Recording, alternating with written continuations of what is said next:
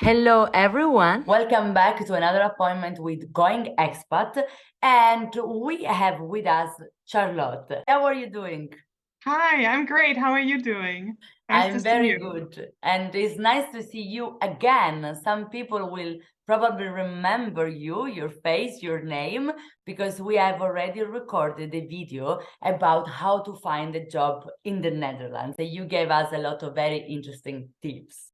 Yes. We are here again to talk a little bit deeper in how to send a CV. So, what is relevant to write a CV, how we can make an impact in our CV, that is the presentation we are sending to the recruitment, to the companies. The first question that I had in mind is about the size of the CV. There are different situations you can encounter. For example, you have long time experience and you have changed different companies during your working life, or you are super young, so you are just starting, you don't really have experience to write a CV. How deep we can go in the first example, what to write in case you don't yet have experience. Those are fantastic questions, Rossella. And first of all, if I may give a very short pre-introduction to that, I want to make sure for everyone to know that I've been on both sides of the table. I've been on the side of a recruiter who looks at dozens of CVs every day, and I've been on the side of the candidate when I moved to the Netherlands and I applied to jobs. So I understand, just from a human to human perspective, that it can be challenging and that a lot of these questions come up. So very grateful that you bring up these questions and to try to go into that. If I may, I'd like to ask a fun little quiz question that is maybe fun for everyone to reflect on who's watching this video. And this question is related to that, what to put on your CV and how extensive we should make it. Because this question is all about how long do you think it takes a recruiter or a hiring manager to look at your CV before they decide to continue reading through it and saying yes to it or putting it on a no pile? So Yeah. how long do you think it takes? Oof, What would you it's say? it's a very, very, very interesting question, and I'm very curious also to read the comments afterwards of the people that are Yes. gonna watch it on what is their idea. I guess it doesn't take long for a recruiter. I guess that basically they first, so you guys first look at the structure of it. So these people put the information that I need, like for example, when, what, and some details or not. When you see that this structure is there, then you start really reading. That's my idea. But my question on this is still, what if my CV is 2 pages long? Okay. Yes. So the reason why I started with this is because a lot of people are not aware that it will take a recruiter or hiring manager only about 5 to 8 seconds to Mm, scan your CV wow. at first. And that is really crucial information to know because it helps you to think about that your length of your CV should be compact, right? We will really take the time to scan your CV. So it's very important for us to find the crucial information within these couple of seconds so that we don't feel frustrated or that it's easy to or hard to not find this information. Mm-hmm. So, and this is where I want to dive into your question now, Yes. is that it's really a question about how, first of all, how is the average length of your CV? So diving into that, your average length of your CV should really not go beyond 2 to 3 pages.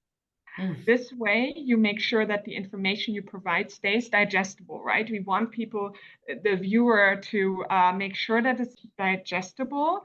So you want to make sure to stay critical about what to include and what to exclude in your CV. So if you're a recent graduate or if you're someone who just started their career, you can probably keep your CV to 1 page. Yes. And if you have a couple of years of work experience, it's more likely that your CV will be more towards 2 pages. If you Mm-hmm. have more than 15 or 20, 25 years of experience, chances are you might need 3 pages of your CV. That's very normal.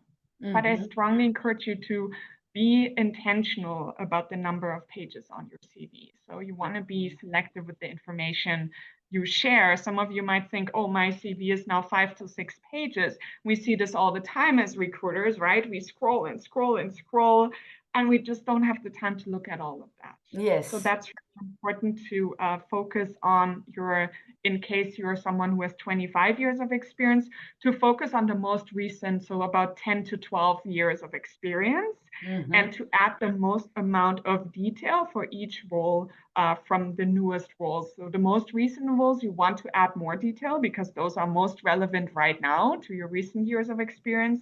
But the number of bullet points, for example, that you use should really decrease when you're going back in your career to the earlier years.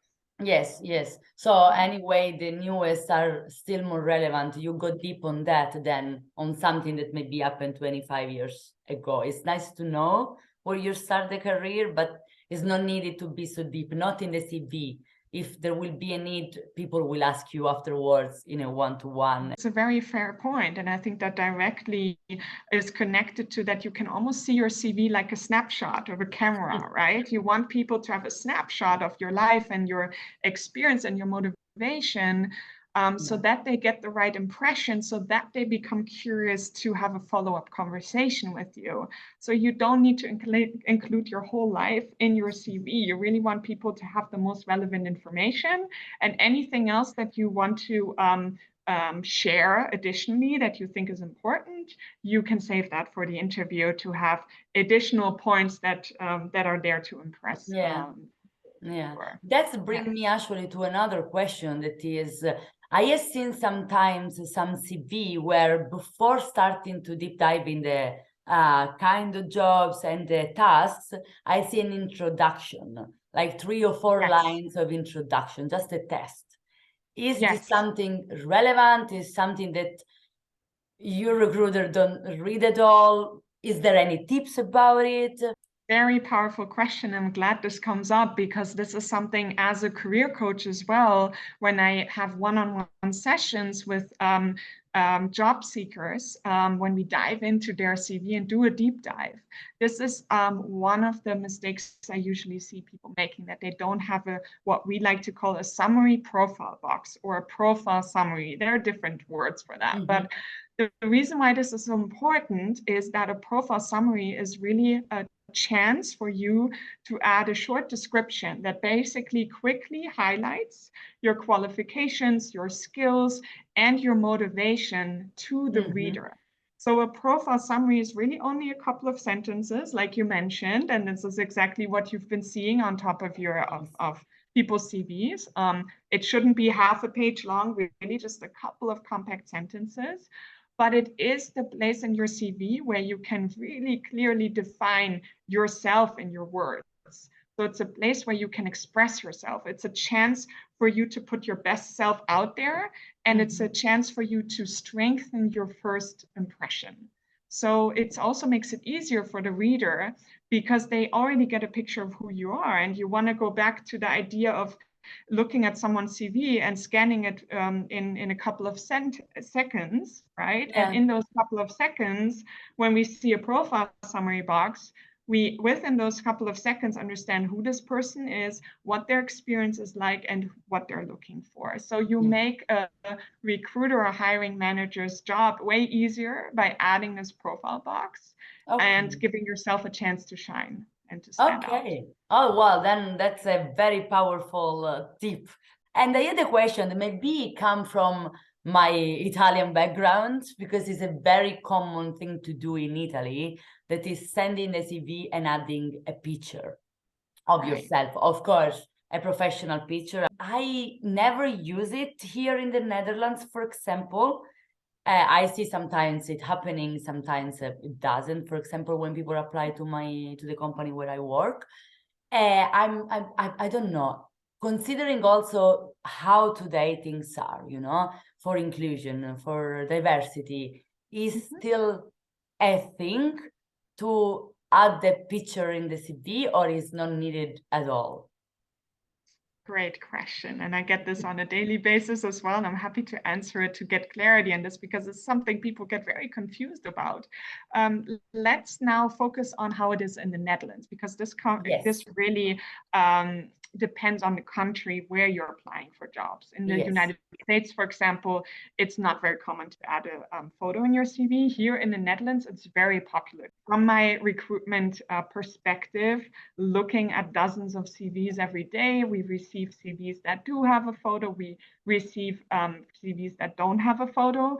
Both is valid and both is completely fine. That is something I first want to express. We're not going to put your CV on a no pile straight away if you don't have a photo on there. So that's something I want to highlight. They're both respected equally, but it is really in the Netherlands popular. So it is not a must, but it does give your CV that little bit of extra.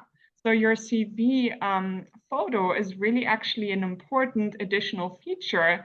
And it is one of the first things that does attract someone's eye when they're looking at a CV. So it can be part of a first impression, right? So if you do decide to put a CV picture on there, if you feel comfortable about it, that is really a plus, but you do want to make sure, what you already mentioned, is that you have a professional photo. You want to make sure that you dress professionally. You want to frame it from a waist up.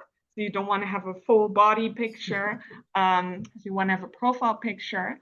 And you can almost think of it in terms of a passport picture, not a selfie type of photo. And this is maybe something that that sounds funny, but we do receive CVs on a daily basis where people are holding cocktail glasses in their hands, where they're when they're having a selfie at the beach. And if you only have pictures like that available, I recommend you to just not add a CV photo.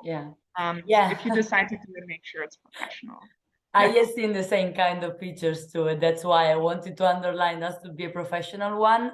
And the same goes for LinkedIn, for example. If you put yourself there on LinkedIn for a business or career reason, well, then use a professional photo yourself, not drinking or to the beach with your bathsuit, bikini, whatever, or with the arms of your friends that are hugging you here and there. It's not needed. We've seen it all. Yes. We've seen it all, and it does just make us raise our eyebrows. And that doesn't necessarily mean you will directly land on a no pile, but it is a part of the first impression. And remember, the first impression is made within 5 or 8 seconds. Yes. Between 5 to 8 seconds when you're scanning someone's CV. Yeah. That's something to totally. It's very important. And actually, I didn't know that it was a nice thing to have in the Netherlands. I'm also the proof of what you just said. If you don't put it, it doesn't give less value to your CV. Okay. And let's stay in the Netherlands. Right now, the Netherlands, we know, is a land full of expats. People are coming from everywhere. Is full of also international companies and abroad experience recruitment, which is the company where you are working, is one of the companies that help international and also local companies to find international people. So Dutch is not really needed in that. But anyway, it is possible then that you receive a CV from people that still are in their country, so they didn't move yet.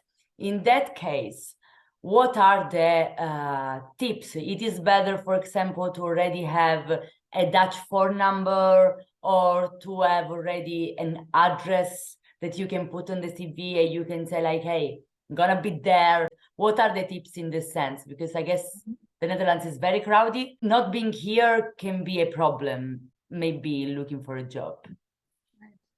Powerful question once again.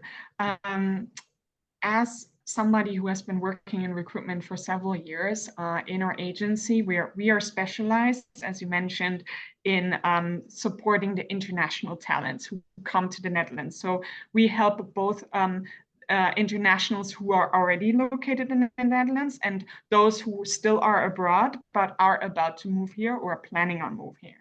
it really depends on the individual situation. So we receive CVs from internationals who are already here. So they clearly have a Dutch address on their CV. They might already have a Dutch phone number. Not necessarily, though, they might already have an address and still have a Italian phone number, for example. It's completely fine. That just maybe gives us an idea that the person is not in the Netherlands as long yet, but they do have a Dutch address on there. There are also people who are applying from abroad, and they will state on their CV that they're still abroad, but we do really appreciate if they share a little bit about their current situation, because the CVs that we receive, and we will see that someone is maybe still in Italy, but they already have housing available, or they give more information about when they're moving to the Netherlands, or they share that their Dutch partner is already here. That's a very different situation than us receiving a CV from someone outside of the European Union, for example, or within the European Union, and not having any information about housing. That does kind of ring our alarm bells, let's say, because of, without now being too critical and too negative here, but I do want to give a realistic idea of how the housing situation is in the Netherlands at the moment. It is a very small and dense country. There are a lot of people looking for housing, so it can take up to half a year or a year to find housing. So there are the international companies who are hiring in the Netherlands. They will, first of all, unfortunately, prefer candidates who are already in the country because of this reason, because they're aware that if they will hire someone from abroad, that person still has to move here. They have to take care of all their documents, and they have to find housing, which can really slow the progress of them being able to start. Yes. So if you are moving here from abroad, and let's say you are still abroad, but you have a partner here, or you have an Airbnb you can stay with, or you have family here, please make sure to add this on your CV. This is very valuable information for us, and this might be exactly that factor that will decide whether you land on the yes or no pile.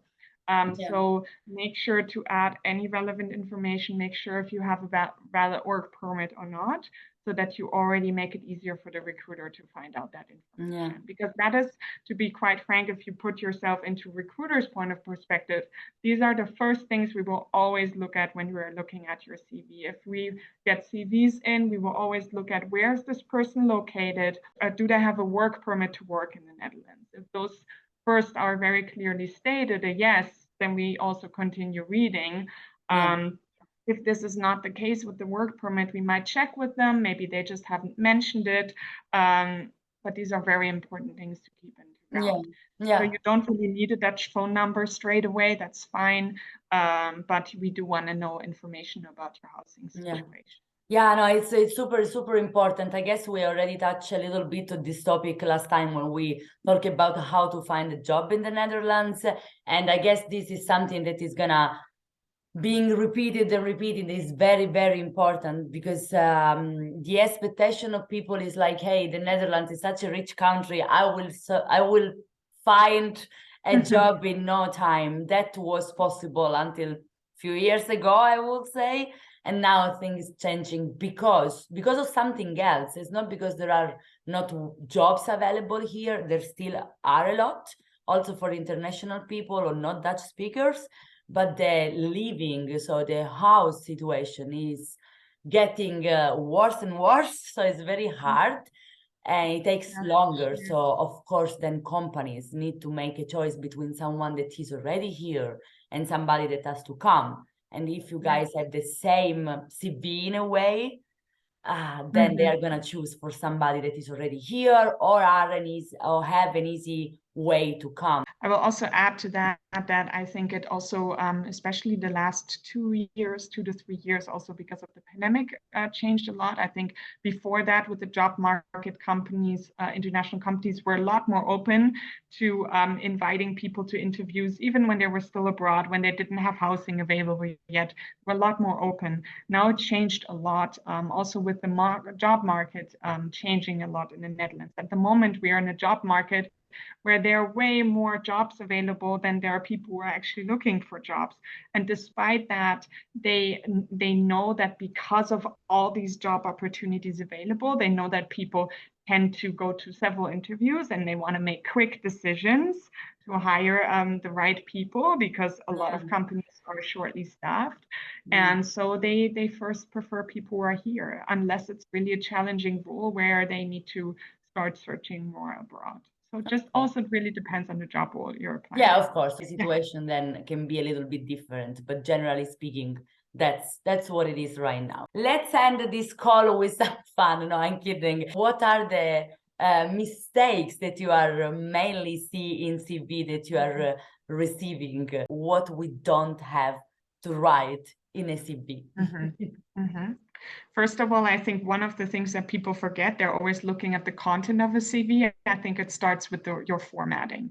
Keep your formatting simple. We get CVs where there are butterflies and rainbows and quotes everywhere and very nerve-wracking kind of colors, let's say. And unless you're like applying for a designer role where it's important to show your design skills, you want to make sure your CV is simply formatted, easy to read, and always make sure you put yourself into the position of a reader with that.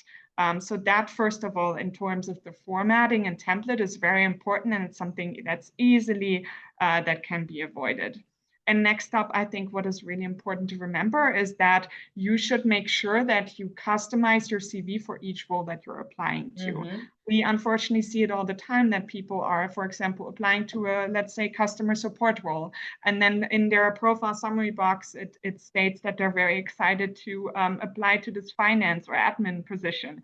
So they did clearly not take the time to actually adjust their CV to the role that they're applying to. So here you want to make sure that with each role that you're applying to, you go back to the job description, you see what's important, and that you actually include those keywords in your own wordings in there. So when the recruiter or hiring manager is looking at your CV, they can actually also find those keywords that are relevant. Let's see, I took a few more notes because I think this is important to remember. It's also the summary profile box, which we just talked about. You want to make sure that you have that in there so people understand what they're looking for, who you are, and they can get a quick impression of you. And also, we see it all the time. People forget to put in their contact details. We cannot contact you about a job interview when we don't know your email address or your phone number or your full name. So this happens quite a lot. And you should also not forget to add your language skills. This is really important when you're applying to international jobs in the Netherlands, especially if you don't speak Dutch. You want to highlight which other languages you speak so that we can make sure that we connect you with international companies that are looking for exactly your language skills. You do want to be realistic, though. You don't want to shoot yourself in the foot and claim that you speak French on a mother tongue level, and then when we talk with you, it turns out that you just had French in high school for 3 years. That also happens. Be real. Being hesitant to show your accomplishments. People sometimes think that they're bragging when they share what they reached in a job, when they share what their accomplishments were. But this is exactly what makes you stand out and what makes hiring managers and recruiters excited to talk with you. So if you, for example, were in a customer support role, you want to share proudly how many calls you did or how many sales you completed. This is all very important. I can really relate with that. For example, I work in sales, right? So I don't have to give details about what are my accomplishments, of course, because are information that are reserved, but I can put their percentage. So I reach, I don't know, 20% over my quota in every year, or this kind of information which are there. Very important. Yes, and sometimes companies, they want to have a proof of the job that you did somewhere else. So there is a way to put them in contact, basically. So they reach out to your previous manager or somebody that you keep the contact of. So they can always say, okay, she's saying that she was overachieve every year or this percentage. Is this true? That's it. So just be true. Just say what it is. As you said before, also for the language. I have been in situation where I was interviewing people that said they have a high Italian level or Spanish level, since I help sometimes my manager when does interview for the language skills, and then there was no real knowledge. So it was like, it's a pity, your CV is good. Maybe we could consider you, but why you are lying? That's then the problem. Not even if your Italian in that case was so high or not. The point is that you lied. Yes, And yes. It's a pity because once again they shoot themselves in the foot, right? Because they are then eventually it will come out and will be challenging for them to keep up with the language. yeah. And usually with recruitment agencies like ours, certain clients of ours do want to see that we actually tested the candidates German, for example. I'm German native, Yeah. so when we have a German candidate or who says they're fluent in German, I will have a quick chat with them and just see how their German level is. This is not some strict test, but it gives us a good idea if the level is actually correct. Yeah, so cool. Okay. Yes. Well, Charlotte, I guess we have covered a lot as usual. There would be so much more to say, but I invite everyone. Yeah. But I also invite everyone to write a comment if you guys have questions, because Charlotte of any other colleague or Charlotte from the staff from abroad, experience abroad, can help me, can help us answering. So I give you the info, or as we did before, we can collect the question and do a new video which will allow you to get all the answering once. So we're gonna be very, very happy to help all the time. Really, thank you, Charlotte. It was super, super interesting, and I guess that opened the eyes of a lot of people listening, and will help them to apply better from now on in the Netherlands, but also in other countries.